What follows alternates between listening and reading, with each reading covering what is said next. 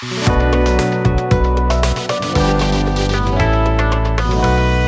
I'm Mike Bain from Christian Voice New Zealand. Wow, where do I start? Do I talk about how chaotic the elections are in terms of race, lies, promises, attacks on candidates, attacks on electoral staff? Do we talk about the Russians holding its first ever nuclear attack exercise? You know, something that you'd only practice if you're expecting it. Or do we talk about the ailing economy in the US and how the situation is so dire that where it can't even afford to run governmental services? Or do we talk about the cost of living crisis or the number of unemployed? Well, what about how our neighbours across the Tasman look as though they're going to reject the one voice proposal which will lift Indigenous Aborigines onto a footing level with the country? Maybe we should just talk about the All Blacks and whether they're going to make the final of the Rugby World Cup. Believe me, there's heaps to speak about, but today I'm not speaking about any of that. Instead, I want to talk about something that we very rarely talk about: God.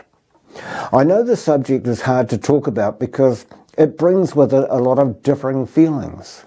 At this stage, many will turn off their videos and go watch something else, or, well, thanks for watching. But I want to talk about God for this reason. God is absent in people's lives today, and this concerns me. Why? Well, over the decades, I've seen more than my fair share, but I've noted, along with many others, the downturn in believers. Not just here in New Zealand, it's a worldwide trend, and even some churches have awoken from their slumber to the realization that congregations are getting smaller by the week. So why is it many are turning their backs on God? Up front, it's Satan the devil. Go on, scoff and say, it's not true, but it is. Why do you think the world has gone cold on our Creator? Who gets to gain from this the most? Oh, let me tell you, it's the angel of light and darkness, Satan the devil. Generation after generation have moved away from God, from church, even their natural gender and even family. Those who reject God do so for many reasons, one being that they don't know because nobody's ever taught them. Maybe it's just not important. Oh, God, he's such a killjoy. Or my parents believed, and it's not cool to believe what they believed. Like I said, there are many reasons and excuses why people don't believe, they don't want to believe, and just won't accept God. So why is it that most people these days are rejecting God and living their lives the way they want to? Let me try and answer the questions using one word. It could be disbelief, ignorance, selfishness, arrogance, stupidity, or maybe rebelliousness. There, I found a few extra words for you. I've never watched the reality show Treasure Island, but I get the gist of how it works. So let me tell you my Treasure Island scenario. We've put two people. One is a man, and because we're inclusive and fair, we have a woman. Not on an island, but in a garden. The scenario is how they could frolic without any inhibition, without a care, without clothes, and enjoy their day.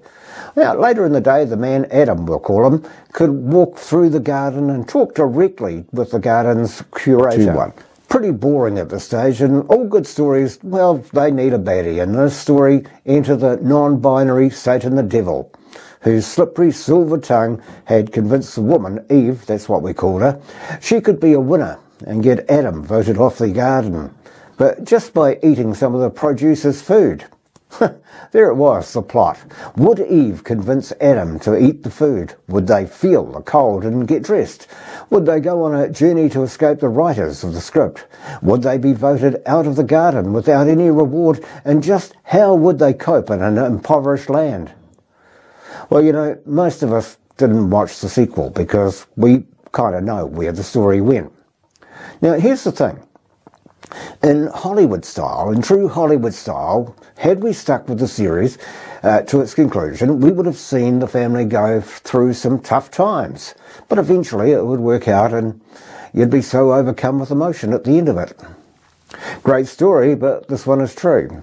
You see, the baddie in our story is Satan, and he wants to not only rob you of what is rightfully yours, a relationship with your Father in heaven, but he wants you hooked on everything which is so anti-God, so much as like having a cocaine addiction. where you have to keep defiantly doing things which you know are fundamentally wrong, but you do it anyway because your last fix wasn't enough. You need another and another. Yep. We're a long way from talking about nuclear exercises, the cost of living, and all those other things I mentioned that we could talk about. I asked, why are we rejecting God? Yes, it's because the world is full of Satan's charms, and it's exciting to be on his roller coaster of life, discovering all sorts of emotions. But when you get off his roller coaster, sure, you have the memory, but what about the emptiness that you're going to feel? What's next? Do you continue to seek the exhilaration of defying right and continue with wrong? Eve, when she was deceived by Satan back in the Garden of Eden, she probably didn't feel the exhilaration that we do today of defiance, but Satan, the devil, sure did. You know, today we mock God. We refuse to accept him. We even try to destroy his creation. And we certainly love the things of this world. Reality check, though. Why is it so many people, when facing the end of life, begin the new journey and wonder, is this all there is? Why is it that so many will rush to find safety and start praying? Why is it when danger and fear creeps into our lives, why is it that in that moment we suddenly become believers? An interesting point in my study this week was in the time covered in the book of Genesis. There was no law, no moral code, and yet Cain knew killing Abel was wrong. Abram knew he was guilty, lying about his wife.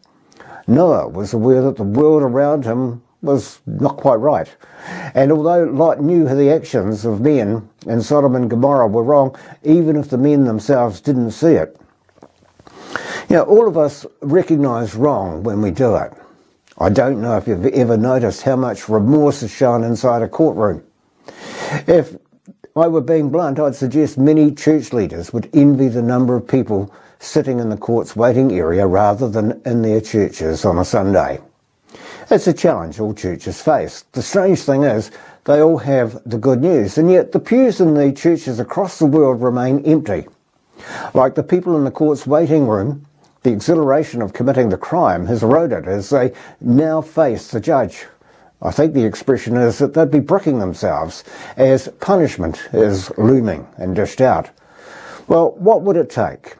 Would it take an all-black loss? Would it take a nuclear bomb for the people of New Zealand and this world to wake up before they must face the ultimate judge and account for their lifestyles and their sheer arrogance to accept God? I ponder how much remorse would be shown on that day. For those of you who refuse to believe in the God of heaven and earth, I just hope you're willing to accept your fate, because deep down, you know that God is real.